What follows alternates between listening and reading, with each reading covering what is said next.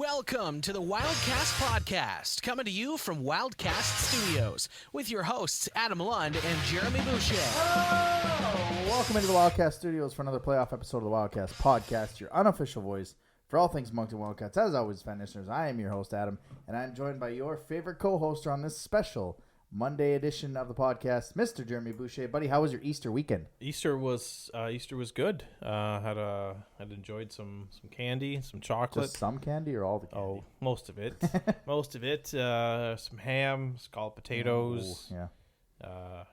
We with a nice roast. Potatoes, carrots. Very Yeah. nice. Chocolate that we had to buy for ourselves. That's okay. Ridiculous. When did a chocolate bunny become $4 or $3? It's made out of gold these days. You're eating gold. It depends on. I guess it depends on the chocolate, right? If it's dark chocolate, it's more expensive. If it's milk chocolate, it's not so expensive. But I realized that when I went to do my chocolate Run.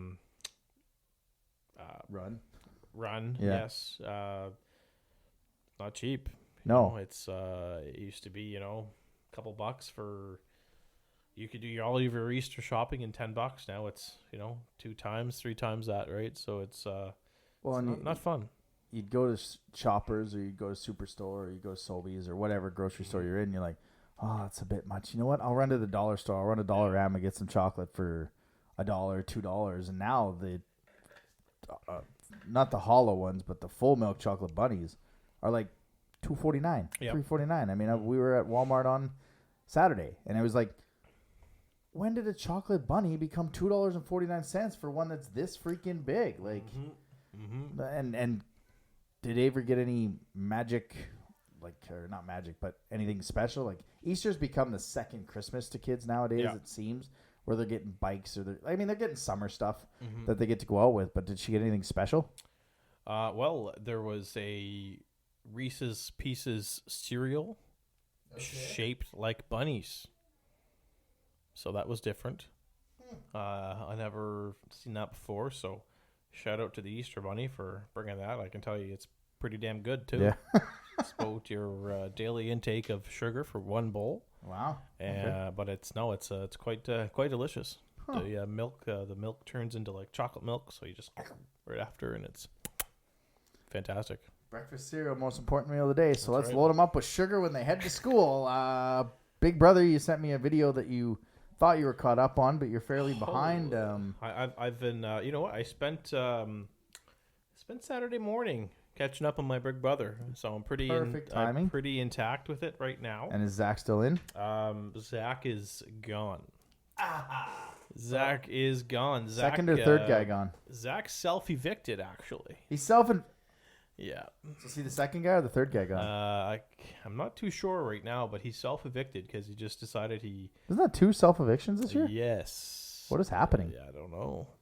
So he's, he decided to self-evict, and he decided that he was going to... I think it's Ty. Him and Ty were kind of in a thing together, and Ty decided he was going to self-evict as well. But at the last minute, Ty decided to stay in the game, and... Gotcha. He walked out, so it's been quite the season, pretty dramatic. Recently, this past season was an invisible season, so there was an invisible HOH and an invisible Power of Veto. So whoever won didn't have to reveal themselves to the other house guests.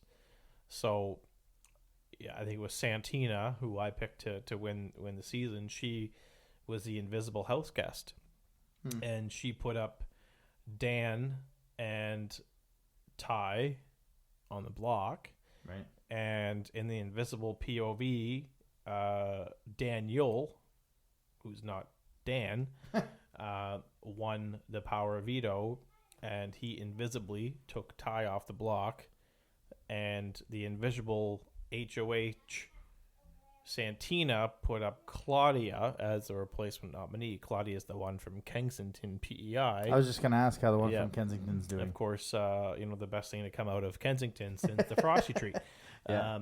So essentially, the votes came down to Dan or Claudia, and Dan was evicted unanimously. I'm pretty sure. So there's a new HOH. Kusi, I think her name is. So that could be a spoiler. I'm not sure if the next show is on, when it is. I think it's probably Tuesday, so that's probably a spoiler for any Big Brother watchers out there. But if not, good. So Kuzi's the new HOH, and I guess we'll see how this week goes. Okay. Well, I'm a little sad that Dan he's out. I was really hoping to go 2 for 2 on a show that I haven't spent more than a minute watching since season 1 of the American version. I was like, well, maybe I'll get to go 2 for 2. But I spent most of the weekend unpacking, doing a little shopping, watching the Masters, wanting to go to the Masters, realizing it's Saturday. I'm sure glad I didn't get tickets to this year's Masters, A, because the Wildcats are in the playoffs, but B, it was pouring rain. And you're spending that kind of money to go down there, you're going on that event during the rain. And there's trees falling, there's rain pouring, there's not a fun weekend. No, not a fun weekend. Obviously, this show comes out on Monday, so we recorded it before the end of the Masters, or else I would get into who won the Masters.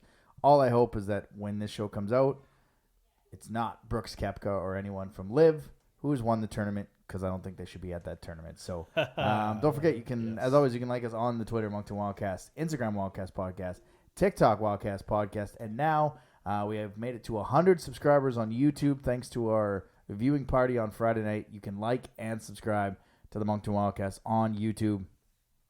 You never know when we're going to show up. We might have some other events on there in the coming weeks, but let's get to some news notes from around the cube. News and notes from around the queue. I do want to correct myself. All right. So Kuzi didn't win the head of household. It was actually Ty who won the head of household. So I'm not sure how I got Kuzi, but yes, Ty was the new HOH. Perfect. There we go. Well done. Is Kuzi? She wasn't there last week, was she? Wasn't she on the block last week, you said? No, that was Dan and Ty. And then Ty was taken off. No, like the previous week. I thought Kuzi was on. I know I've heard you talk about that name before. Maybe I messed up with names. Maybe. Anyways, Ty is the new HOH. Okay. So he's almost guaranteed to nominate my winner that I picked, Santina. Yeah. Because Santina was the invisible HOH, and she invisibly nominated Ty. So it's going to be paybacks. More like, exactly. Yeah. Payback. All right. So some news and notes. The Sea Dogs are sticking in our news this week again. They've now announced the promotion of Anthony Stella to their general manager. He becomes the 7th general manager in their team history. He's been with them since 2014-2015. Like we kind of talked about last week, they obviously hosted the Memorial Cup, won the Memorial Cup. They were able to get 3 home games in the playoffs. They made the playoffs, but they also got 3 home games, which only makes your squad better moving forward. I mean, they kind of seem to be in a good position to rebuild this thing moving forward with Anthony Stella. Yeah, 100%. And you want to build. You want to hire internally, and Anthony Stella is a great case. He started as just a scout for the Sea Dogs and worked his way up to, I believe, director of player development. Yep. Up to assistant general manager, and now general manager. So he's climbed the ladder, and clearly getting this promotion. It's the Sea Dogs organization has trust in him that he's gonna get the team back to where they need to be and where they want to be. And at this point, I think he's one of the bright young hockey minds out there, and I can easily see them being, one of the top teams in the league probably another 2-3 years.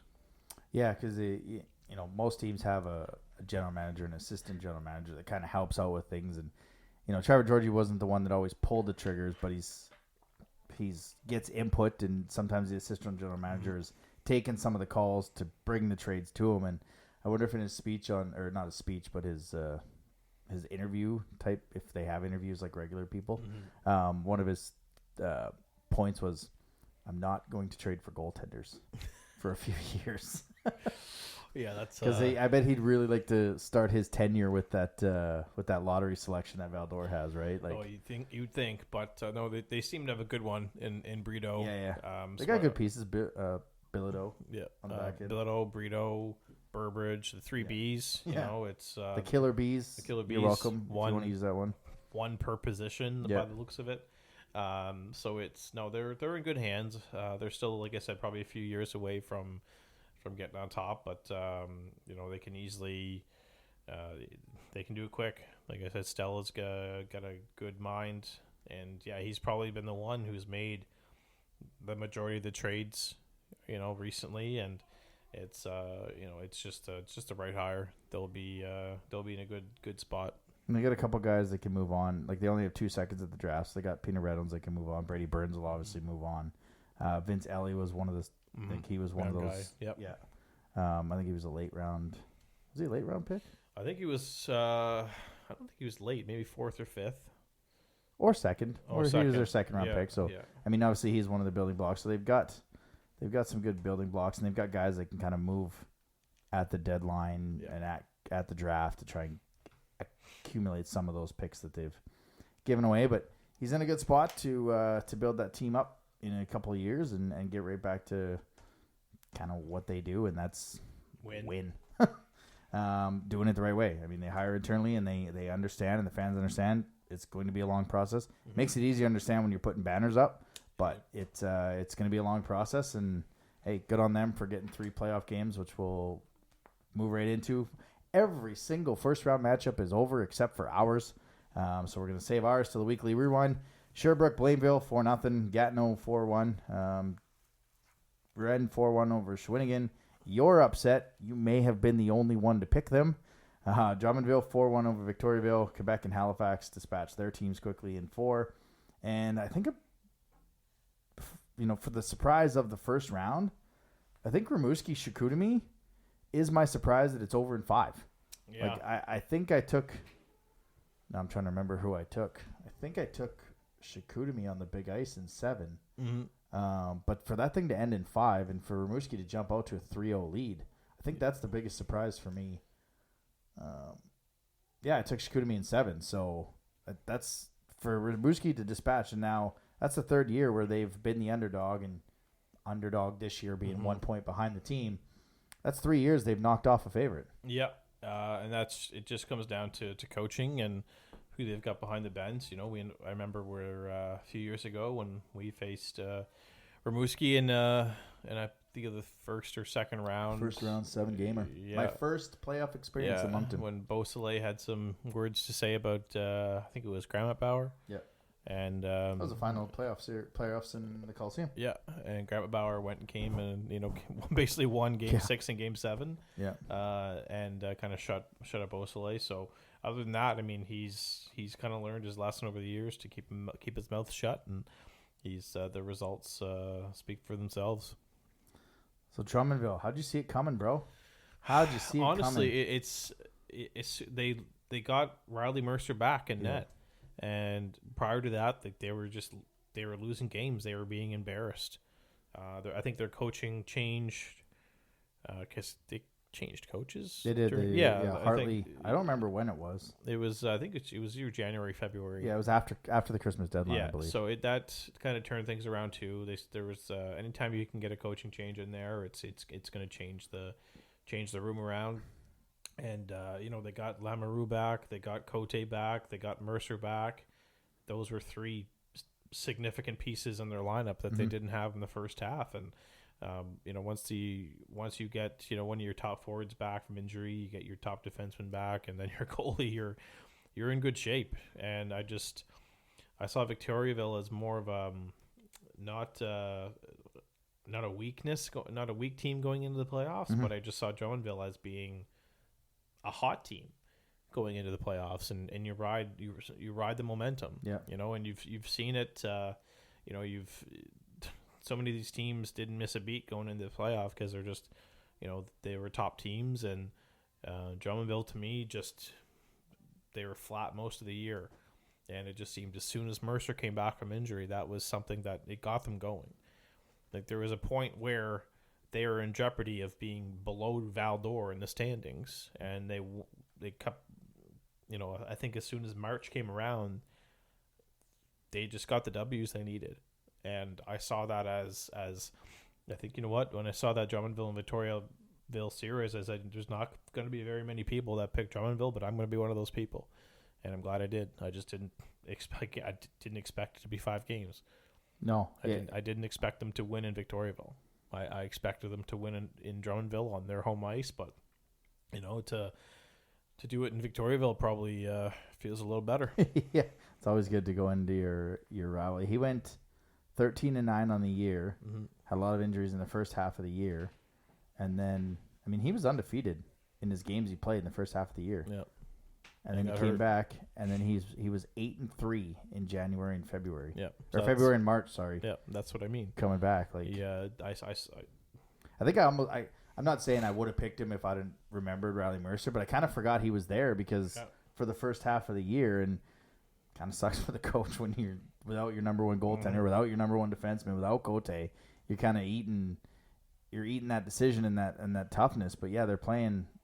What's his stats in the playoffs? It's something silly like a 9.41 save percentage and a 1.85 goals against average. So he went in there and he shut Victoria down, and which they did stumble, and that's why I said 6, because they had kind of stumbled. They weren't the juggernaut when we did our Christmas episode with all our media friends. Everybody's surprise of the first half was Victoriaville leading the Western Conference, and they just kind of stumbled a little bit. I thought the goaltending would be a little bit better. Yeah, I don't think Dag didn't get anything. No, and that's what I wondered. I wonder if maybe they'd after once they were down 3-1. I wondered maybe they go to Dag and see if they can get the young goalie some experience, but they never did, which was kind of surprising to me. And you gotta wonder if that was kind of a turning point that could have went in their favor. It was just making a simple change like that, but they never did. So yeah, wake them up a little bit. So we know the playoff matchups in. Oh, let's go back. We know the playoff matchups in the Western Conference as they are now set. The Eastern Conference is still waiting for us. Because if we are able to get the victory, which we'll talk about in a little bit on Monday to move on, we will play Halifax, and Rimouski will travel to Quebec. If we are unable to get this thing done in 7, then Baie-Comeau will travel to Quebec, and Rimouski will travel to Halifax. So be good to see a couple division rivalries there, division rivalries in round 2. So Sherbrooke will play Drummondville. Gatineau will play Rouyn-Noranda. We don't have to give our picks yet. We'll give them after round 1 is completely done. But those I think are 2 pretty good series matchups. It's I don't think those are going to be walks as much as they were for Sherbrooke and Gatineau in round 1. No, the thing is, it's kind of. I was reading on the Halifax board this morning, and they're actually upset at the upset because they were hoping that Gatineau and Sherbrooke would have a tougher second round series, but with the upset, that's not happening. I think it's I guess it depends. Sherbrooke has an easier second round opponent for sure. Yeah. And I think that's what the Halifax fans are kind of upset about, is they were hoping that Victoriaville would be into the second round because they wanted these Western Conference teams to have tougher opponents, and you probably should be worried about, and that's the worst part about the crossovers. Halifax is worried about that because they either have to play Sherbrooke or Gatineau in round 3 as opposed to just having to worry about the Eastern Conference final if they were to get there and playing Quebec, which Quebec would play either Rimouski, which will be a tough series, or they'll play Baie-Comeau, which will be a tough series. And the Eastern Conference matchups, no matter which way they go, should be a little bit tougher for the top teams as opposed to the Western Conference. Yep, 100%. This is the East. You're right. The Eastern Conference matchups are going to be probably over. Actually, matter of fact, the next round, I wouldn't be surprised if every series is done in 4 or 5 games. Yeah, it's just the way that things are kind of lining up. It's as if the powerhouses have really distanced themselves from the rest of the competition, and we've seen our series is the longest one. Mm-hmm. You know, I don't see a single second round series going to 6 games. I just don't. I can't see it. I can't see it. As much as I'd love to ride the Drummondville wave right now, I don't know if I can pick them over Sherbrooke. It's just you know, I can't see it. I don't think they'll get a second upset. No, it's stealing a series against Victoriaville is one thing. Stealing a series against a team like Sherbrooke is a completely the other one. Yep. And sometimes there's, Moncton in 2015, 2016, they rode the wave to a third round, right? I believe against. They beat Victoriaville and they beat somebody else, and then ran into a team that ended up going to the Memorial Cup final, I do believe. So, but you look at these top 4 teams, and everybody's known that these top 4 teams are probably going to play each other in the third round. Quebec 109, Halifax 107, Sherbrooke 105, Gatineau 105, and then Victoriaville's at 88 points. So it's a 20-point gap between 4 and 5 in the league, and that's I don't foresee. I think I said it during when they kind of loaded up. Like, these are the 4 teams that you expect to be in the Final Four facing each other, and with the reseeding the way it goes, it's Quebec, Gatineau, Halifax, Sherbrooke, and I could see why Sherbrooke why Halifax would like to see Victoriaville get there, but I don't know if Victoria poses any more of a threat to Sherbrooke than Drummondville would have. Absolutely no, I don't think so. Victoriaville, they're A little bit more physical, but built more for next year. Yeah. So I think they would have preferred to get a little more playoff experience. But that's another reason why I kind of picked them, is that they're not built for this season. They were built for next season. And Drummondville is also built for next season. So these teams are going to go head to head next year. And for Drummondville to pull off that upset, it just gives them that much more confidence to do maybe an all-in next year, right? So I guess we'll see where it goes. But at this point right now, the way the second round is lining up, I don't think we'll see an upset.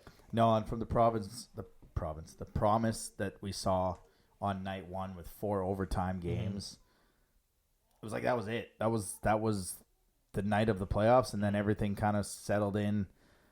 I mean, obviously Cape Breton had their chances. They could have given Halifax a little bit of a scare. Moncton and Baie-Comeau have been as even as you can get through a series. Quebec let Charlottetown hang around, but then ended up taking it over. Like, night 1 was just kind of like, that's the night that the underdogs, if you're going to surprise that home team, it's that first game.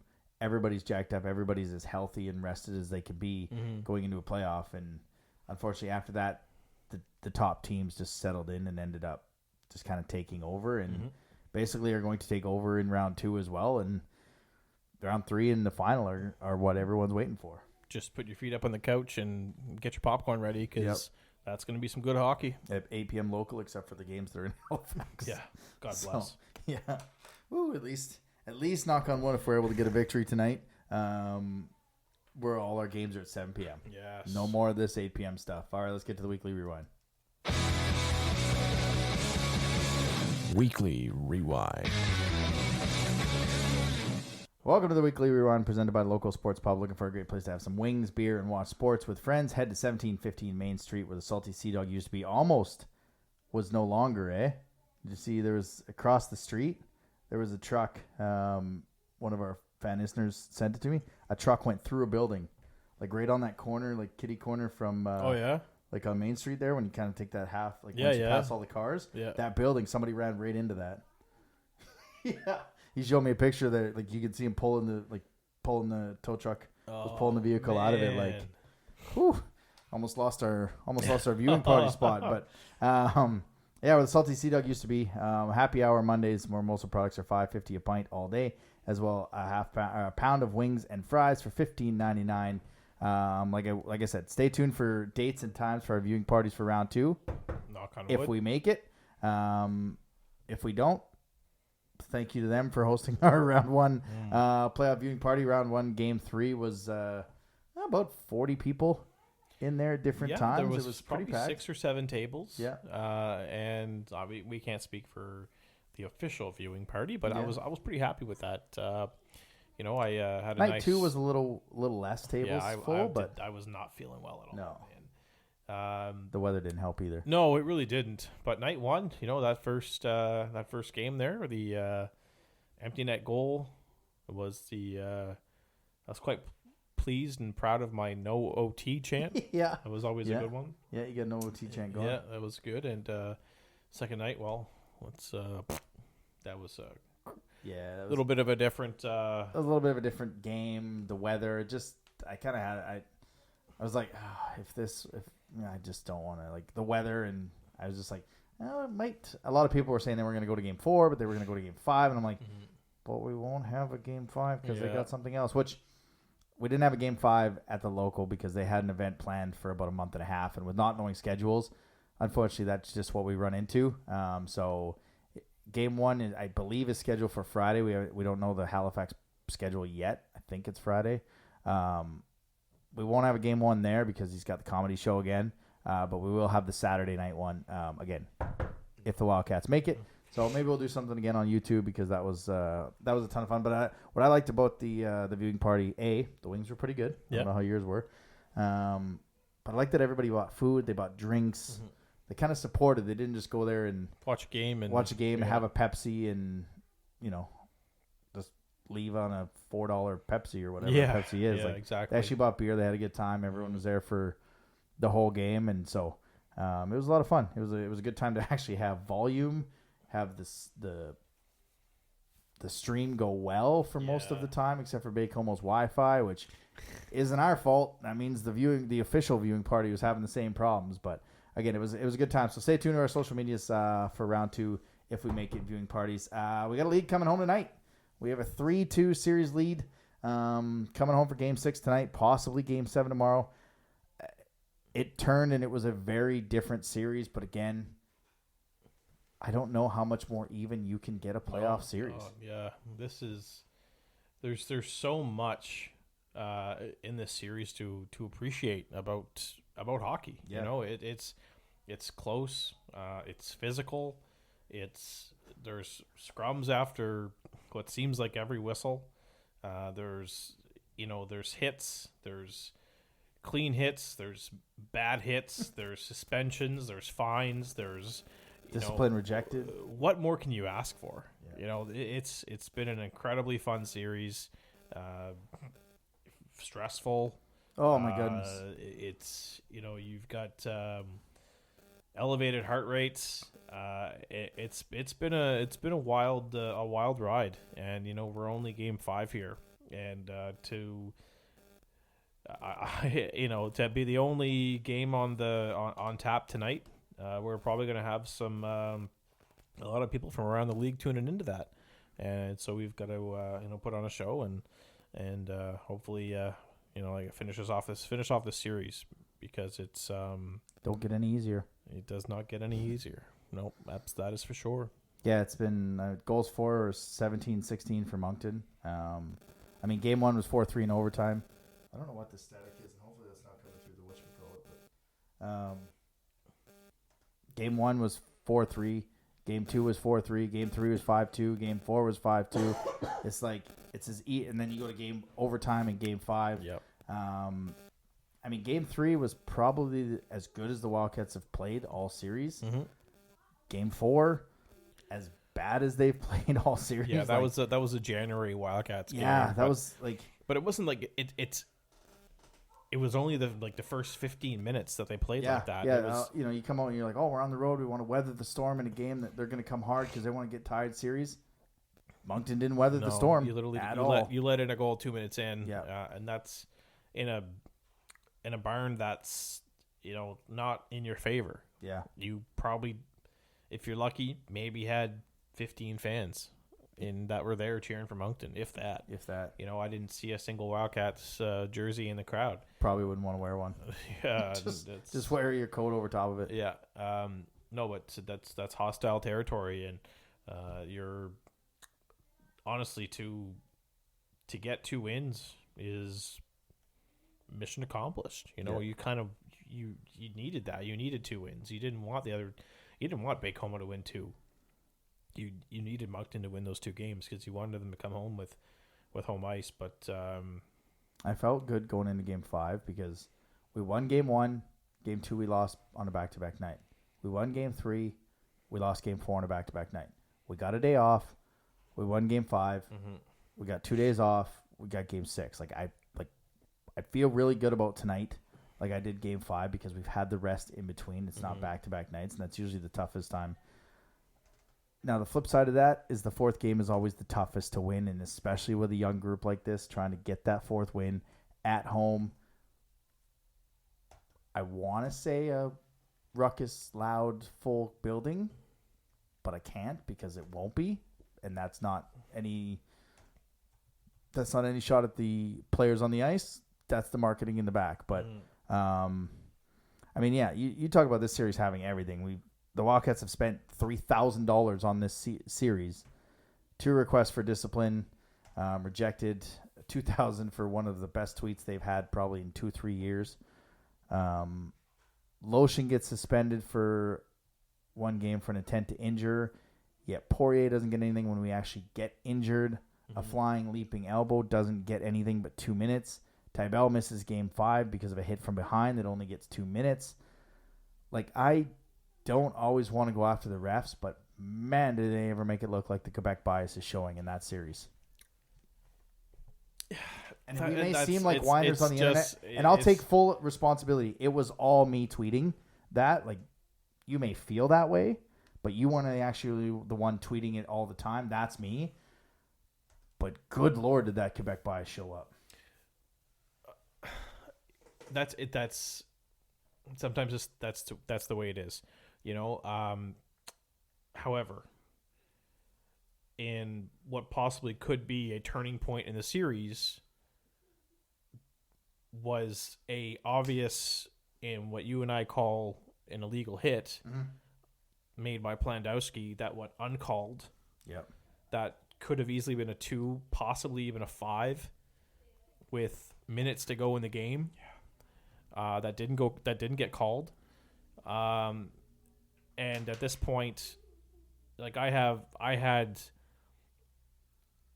people saying that we caught a break. That could be the break that we needed in this series. Yeah. Because there's been a lot that hasn't gone in our favor. And maybe that's good karma. You know, maybe that's the injuries to Forte, Gendron, and Tybell that went uncalled, and unsuspended. Is that a word? Yep, it is now. Okay, and unsuspended. The yes penalty to Loshing.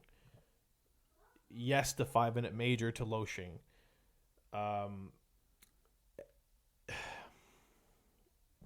We agree on the whole match thing. I think that could have, because Loshing's not that type of player, right? He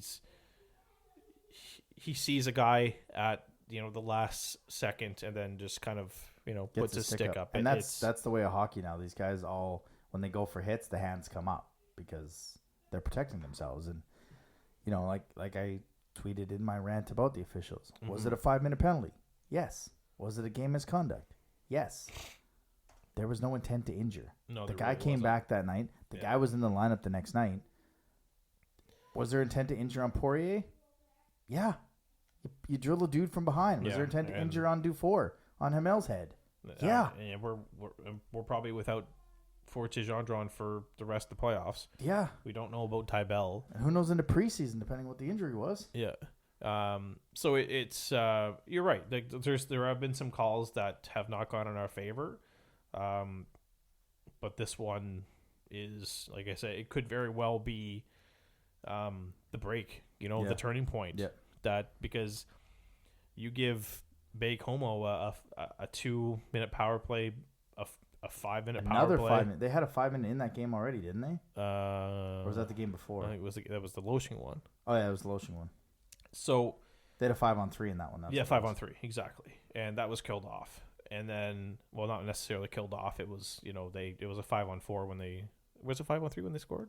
5-on-4. Oh, 5-on-3. Yeah, they scored. Okay, yeah. Because then I was like, oh, good. Oh, that's and they when still are on the penalty. Fanenko did the high stick goal celebration. Yeah, I'm sure if you ask him, he's like, no, I was rowing because we're Vikings. No, you were high sticking. High sticking in the face.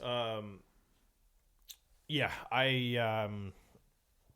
when you have fans from your own team literally messaging you saying that should have been a penalty on Plandowski. I mean, it's pretty obvious it should have been a call. And at this point right now, there's been nothing from the league about further disciplinary action. So hopefully that stays the same. Yeah, we got. I mean, you talk about that being the turn we need. There was 3 bounces in that hockey game that we got. Plandowski not getting a penalty for that hit, which the way I believe it was Matt McDonald, the Haligonian native. The way he went off the ice, it looked upper body, which if you're watching on YouTube, looked upper body, but I won't say anything. That one, the power play goal from OJ where the puck bounces up in the air and goes over Charlot. Yep. We weren't getting those bounces in the first 4 games. And then a massive credit to Hugo Marcel for not dropping his gloves. When he got hit and he was going off, and I don't know if because he was going off the ice for a shift change, it helped him not want to fight. But the fact that he didn't drop the gloves, and then it was very good call. Who was the other one? No, that's the 5. That was Matt McDonald. That was before the hit against Matt McDonald. Yeah, I would say another bounce that we got was when Morin shot the puck wide. It literally came off the other side onto Barbashev's stick.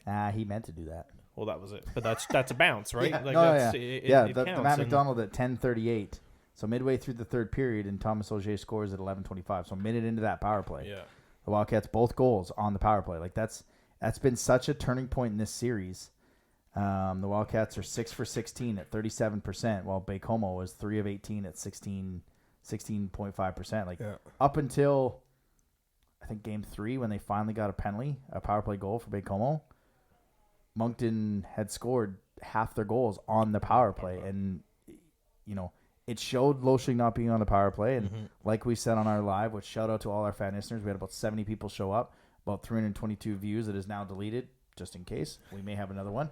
Might have said some things. Regret that we now regret, but we also might have just kept it deleted so that people can't find it and we can't get in trouble. But anyways, crap. Now I was like, the video that needs to be seen is on the Twitter. Yeah, so it's I had a point that I was going to talk about playoff wise, and now I can't. That's okay. It can be important. No, it literally wasn't. I have no idea where I was going with that, but Charlot, man.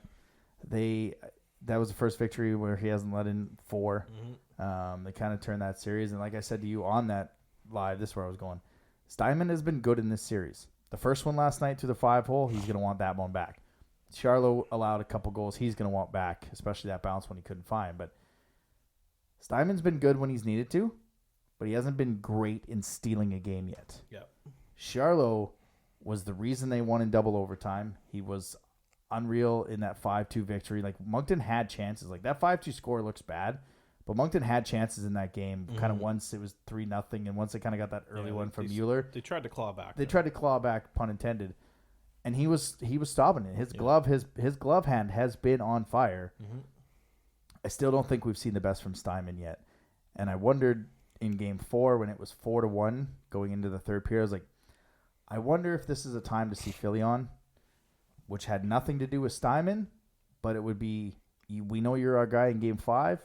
Take a break because this can only go one of 2 ways. Either you come back and you're tired because we got to go long, or they get a couple more goals and now they've solved you and it's 6 or 7-2, and that helps no one going into Game 5. So I thought they might go with Filion. We haven't seen him in the series, but I feel like this is a night where Steinman kind of has to outduel Charlot if we want to end this thing.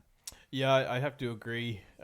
It's Charlot's been the difference in the series. It would be over if it was not for him, and that just says a lot. There's that game we were at the local on Tuesday. Man, the glove save. There was he was making 10 bell, 5 bell saves with his glove, and he's been making saves like that all series, and they're still shooting that direction. Like, when are they going to learn? Yeah. But maybe that's the book on him. Our goalie coach Antoine Samuel came from Baie-Comeau, right? Maybe he's kind of knows that stuff, right? Clearly it's maybe it's the second glove. Maybe the first one was defective. Well, and this new one. Well, that's it. And ever since Loshing ripped that piss missile through his glove, he's been stopping almost everything with it. So no, that's the difference in the series right now is the goaltending. And you're right, Steinman's been good, but Charlo's been gooder. Great. Yeah, gooder. Right? And Steinman's a 2.73 goals against average, 910 save percentage. Charlo, 2.72 goals against average, 918 save percentage. Yeah. So you can't even separate the goaltending. Yeah. Because it's been so even because of the scores in the game. Like, it's ridiculous. Jeremy, I ask you, an overtime hero, you have 23 guesses. Would you have picked the overtime hero in those 23 guesses? You might hear his name a little bit later, but would you have picked said overtime hero with those 23 guesses? I'm still in disbelief. To go, what was it, forehand, backhand? He got it on his forehand and kind of went to his backhand quick. Yeah, I mean, the most unlikeliest of heroes, Anthony Hamel. I mean, it's you couldn't even draw it up. But on that play, and I think this is a huge reason why the goal happened. Well, Baie-Comeau defenseman Lavoie lost his stick, so it was technically a power play. Yeah, right. There was room for him to pinch in because it was 4-on-4, wasn't it? No, I'm pretty sure it was back to even strength when it happened. Yeah. Okay. It was because it started 4-on-4 because of a Baudouin and somebody. And then Trenum took the penalty, killed off the penalty, and then it was Trenum took a penalty that saved a goal. I think if Trenum doesn't take that hold penalty, which a lot of people don't agree with, Malofsky probably scores because he's going around, he's cutting across, and he probably goes back and puts that in the net. Yeah, I'd have to agree. But no, it's. I think his name's Anthony. Anthony Lavoie loses a stick. So it's essentially a power play for Moncton, 5-on-4, and I think they saw that as an opportunity for Hamel to pinch in and do what nobody probably would have predicted. It's but no, Kevin Barrett tweeted something about it and about how Denis Potvin is how Hamel is related to Denis Potvin. Yep, and how in it's where is it here? 1980, Anthony Hamel's famous uncle Denis Potvin pinched in from the point to score an OT goal in the Stanley Cup final. And after Hamel's perfect pinch in overtime, maybe they can compare notes. Well, yeah, it's you just. We said on our live, I would have predicted Vince Filion to score the overtime winner before Anthony Hamel. Yeah, and that's hockey. And that's no shot at Hamel. That's just not his thing. He's such a defensive defenseman. He's got one goal in the playoffs in 3 years. If you watch the play that we put up on the social media, and a lot of people are watching our reaction, but if you actually watch the play, the puck comes off the half wall, which Moncton's had a lot of trouble themselves rimming it around and getting in trouble with the puck ending up in the back of our net. Morin gets it, keeps it in, gets it to Mueller, and you can see Hamel, like you said with Anthony losing his stick, he darts right to that net, and Mueller puts it sauce over a couple sticks, through some feet. Like, it was a beautiful bullet pass that Hamel gets on his forehand, goes backhand, and I believe surprise is Charlo. I think surprise is Charlo, everybody. Surprise, Charlo, everybody. Yeah. Because really, it's Hamel has so much room, and nobody's coming at him. So it's as if Baie-Comeau... He has less room in practice. Yeah. It's as if Baie-Comeau, identifies that it's Hamel and realizes or assumes this guy's not going to shoot. Yeah. This guy's not going to do nothing here. And it's as if they're playing the pass, thinking that he's going to pass it over to someone at the left side of the net. And even Charlo, I mean, he's almost giving up too much room. He's deep in his crease. He's not challenging the shooter, and Hamel, like I said, just the unlikeliest of heroes. and good for him. It's scoring big goals like his uncle. That's it, right? And Kevin Barrett's tweet about Denis Potvin, 1980 Stanley Cup Final overtime winning goal. I'm a pinch from the blue line, almost an identical thing. It's that's what you need. That's what playoffs is all about. You need goals from players that you don't expect. Yeah. It's your stars are going to be there, but at some point in a game, your bottom six or your guys you don't expect have to put the puck in the net. And Ogier's not a bottom six forward, but he's been in those spots for the past couple games. He gets a lucky bounce. Hamel, who, again, you give us 23 guesses of a 23-man roster, we're picking Philly on before we pick Hamel. Yeah. Like, it's just nothing against the kid. He's a good kid, but he doesn't strike you as the OT hero. But tonight is a different animal. Tonight is Game 6. Both teams flying home, I would imagine. On the same plane? Not on the same plane? No. So I just checked, and there was 2 flights that left Baie-Comeau about 3 minutes apart. So I'm assuming I've got to guess one team's on one and the other team's on the other. They both landed, Saturday afternoon about 2:45. So, both teams are going to be well rested. No bus legs. Probably a good thing that neither one of them are on the flight. Yeah, 2 nights sleep in a hotel, and Baie-Comeau is going to be just as rested as Moncton coming into Game 6. So we've it's going to be a big game. Yep. It's a big game. Before we look ahead to that one, just one last question. The fourth line, Samson, Bishop was thrown into the lineup. McPhee was thrown into the lineup. I asked you on the live, how much of this line are we going to see? Just because the tendency with a young group is give them sheltered minutes. And I thought they weren't going to play as much in third period. They were a regular shift because they were doing Dan Lacroix hockey, which was north-south, pucks in deep, bang bodies. They had a pretty good game. You've got to know your role. You got to be like The Rock, know your role.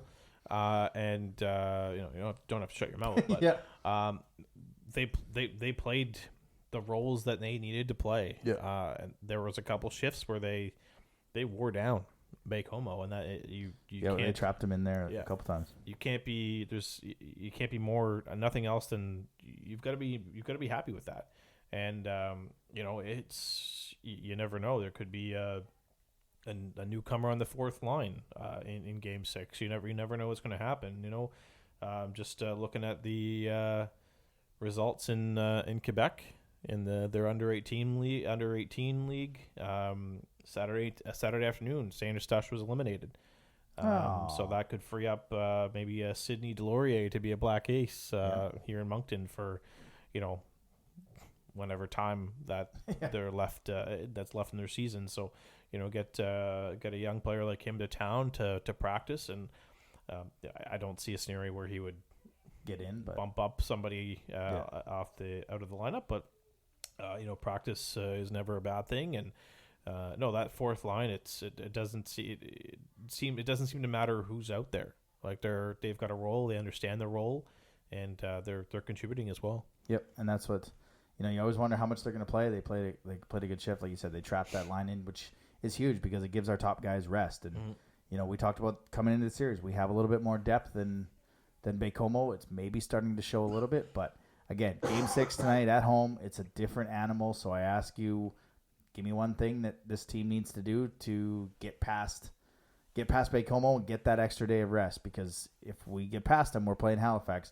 We're going to need that extra day of rest. And it's just one day, but that's one more day you don't have to bang against 6'4" defensemen or, anything can happen in a Game 7. Just finish this tonight.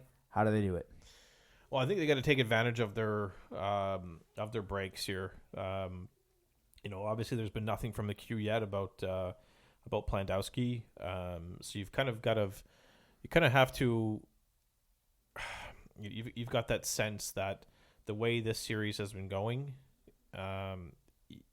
if he's in the lineup on for tonight's game, he's going to be involved some way positively, whether it's scoring the winning goal or setting up the winning goal, because that's just the way things have happened. You had Justin Poirier take out Forte Gendron in game 1, didn't get suspended, comes back and scores in game 2. Isaac Dufour with his Randy Savage flying elbow in game 3, doesn't get suspended, comes back and gets a couple assists in game 4. So there's an opportunity here if we have Plandowski in the lineup for him to maybe break the series, and finish the job here. And I think, it's as good as Steinman has been. Mm-hmm. This is the game where he needs to be gooder than Charlo, and it doesn't have to be a 50 save shutout. No, it just has to be stop the pucks that you need to stop, and really don't allow as many goals as he does. That's it's doing a game. You've got to score more goals in the opposition. Sure, but you also have to stop as many. You have to stop more than the other goalie too. So I think if there's a game for him to stand on his head, I think it'll be game 6. Goaltending 101 from Jimmy Boucher. You have to stop more than the other team. For me, it's that first 10 minutes, and Baie-Comeau's going to try and take the crowd-ish that we all have out of it, and do what they did in Game 4, and then they just kind of shut Moncton down and got a 3-0 lead. So scoring first for Moncton is big. I don't even think they've scored first in this series other than in the 2 games they lost. So they got to score. I feel like that's a bad stat. I shouldn't have gone with that. I feel like they have scored. I feel like what's their record when they scored first? Now that just seems silly that I would do that. That's okay. It's first 10 minutes, and you've got to – Moncton needs to play with a lead and play the way that they can. Play like they did in Game 3. Set the tone. Where they just kind of, set the tone, and you took the goaltending that I was going to say. Like, Steinman's been good. We're not saying he hasn't, but we haven't seen – Steinman's best, and there's a couple games in the year where Steinman was playing like he stole games, and I think this is the one where he you feel he's going to steal this one, and stay disciplined, stay out of the trash, because yes, we've 37% on the power play, and Baie-Comeau's only 16% on the power play, but if you keep giving them chances, eventually they're going to put a few past our PK. So. The first 10 minutes is going to be key, and staying disciplined and ending this one, because if it gets out of hand, staying disciplined is very key, because we cannot afford any injuries. We don't know if Tybell's coming back. We know Loshing's going to be back. Plandowski we're not sure on yet. So we have depth, but we just don't want to use it if we can avoid it. So Game 6 tonight, again, bring noisemakers to everyone. Bring as much noise as you can. Let's be loud. There may not be 3,000 people in here, because unless you're a group of 10 or you're a family of 4, you're not getting a deal. That was pretty evident by the one of our fan listeners that won 2 tickets at the official viewing party. Yeah, you'd think it'd be Game 6 tickets. Nope. It's a letter for 2 flex tickets to next season. To everyone's favorite part of the show. Eric Murray, Realtor. Buy a house from him. Stick Tap of the Week. Okay, folks. So with it being Easter Monday, and we just got rid of I shouldn't say get rid of, we just finished up Easter weekend. I'm going to give this week's Stick Tap to the Candy Depot on Mountain Road. They put the wowzers in your trousers. I wish they'd still. I still don't know. I have no idea how that got commercial. Like, for a team that doesn't market well, I don't know how. I guess I now know how that slogan got into hockey games for the Candy Depot. Well, now they put the wowzers in my trousers over the weekend. Let's put it that way. So this is the first time that I was able to successfully get this done, because last year I tried and apparently I was a little too late. But around Easter time every year, they'll do what they call an Easter Bunny delivery.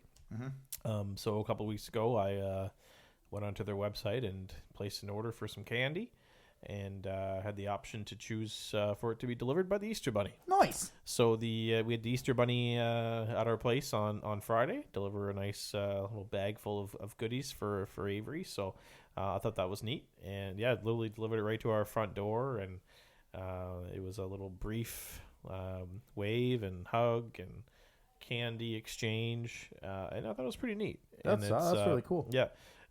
So it's I think it's only done at Easter, and so it's something for little kids. And but honestly, if the Easter Bunny brought me chocolate, I'd probably just as happy.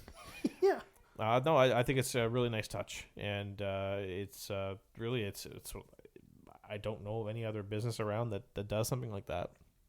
So I think it's neat. It's good for the kids and brings a smile to their face. And the last thing you need is for them to be all hyped up on sugar. But if there's a weekend for it to happen, It's this one. it's this one. And then you just send them to school with a bunch of chocolate on Monday and let the teacher deal with your kids. The Stick Tap of the Week, sponsored by Eric Murray Real Estate with the RE/MAX Avante team. If you're looking to buy or sell a home in the Greater Moncton or surrounding area, make sure to check him out on social media or give him a call at 506-863-8802. That brings us to the Wildcat of the Week, presented by Rosemary Lynn Massage and Spa. Take advantage of their loyalty card if you haven't already as well. For the month of April, it is their birthday month. They are turning 2, so thanks to everyone that has supported them in those 2 years. So for the month of April, when you book an appointment, you are entered to win a basket valued at over $600. Some of the keys in that basket: a $300 gift certificate to Rosemary Lynn Massage, a 60-minute dermal planning facial to that, a 500 milliliter hemp bottle, bath salts, lavender, sea salts, loop scrunchie, just a pretty sweet gift basket. So if you want to book an appointment, call 506-830-1224 or drop in for a visit at 1224 Mountain Road. Your Wildcat of the Week. I've kind of gone with players that have had impacts in the series, which, I mean, I could go with Loshing, I could go with Baudouin, I could go with LaBelle and his 5 assists, I could go with Etienne Morin again at 2 points a game. But I'm going to go past the stats. I'm going to go about the guy we just talked about, who I will be honest, we have given a bit of a tough ride this season. Tough is an understatement. Yeah, but he's the reason we have a chance to clinch tonight. Mm-hmm. And his smarts to see that play develop with Mueller on the half wall and everybody's back turned looking at the puck to sneak in and get that goal was pretty awesome for him. And he's tied his playoff career goal production. He had 1 goal in 2021. He's now got 1 goal in 2023, so he's doubled his career playoff production, 2 goals. He's there for sticking up for teammates or minute logging and making the big hit, not known for his offensive touch, but he's the reason we're coming home with a 3-2 victory and a 3-2 series lead and a chance to advance on tonight. So your Wildcat of the Week is number 2, Mr. Tony Hamel. Big Tony Hamel. Big Tony Hamel. Anthony Hamel is your Wildcat of the Week. That is it for the show this week. Again, because of the playoff schedule, if we get past Baie-Comeau, it'll probably be Friday, Saturday. So there'll probably be a second show this week on Thursday, getting you set for round 2, having our predictions, and we'll see if we can get a guest on to talk Halifax. If we don't get past them, then we're going to take like a month off for our sadness, and we'll come back at the draft. I'm just kidding. We'll figure this out, but hopefully we're coming back this Thursday with another show, getting you ready for round 2. Stay tuned to our social medias. The local sports pub, I believe, will be there Saturday for a viewing party. Stay tuned for our social medias. We might have a Game 1 viewing party again, the way we did Game 5 there. So don't forget our wonderful sponsors from now till June 1st on MonctonCommunityVotes.com. Vote for Antlers Whiskey Lounge under bars and pubs. Eric Murray Realtor on real estate, and Rosemary Lynn's Massage and Spa on health and massages. Tomorrow's pregame show. You want to join? Maybe I just might. You might just join? I might just do that, yeah. It'll be me and Kevin Barrett for Alpha's Appliance Solutions with a pregame show. Maybe a stop by Mr. everyone's favorite co-hoster, Mr. Jeremy Boucher.